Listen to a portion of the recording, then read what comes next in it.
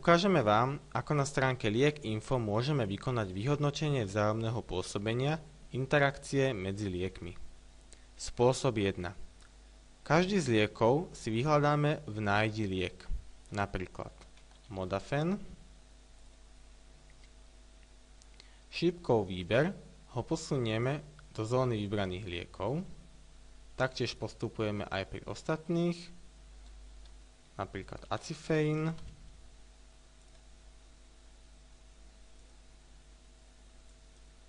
Potom Maalox a taktiež pri Nimesile.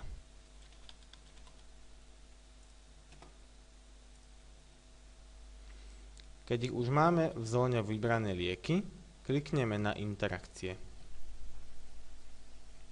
Na tejto stránke sa nám zobrazia interakcie medzi jednotlivými liekmi.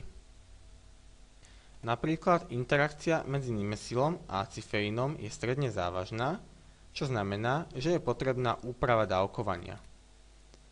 Potom interakcia medzi Modafenom a Acifeinom je málo závažná, čo znamená, že sa doporučuje podávať v odstupe minimálne 2 hodín. Takýmto spôsobom si zistíme interakcie medzi ostatnými liekmi.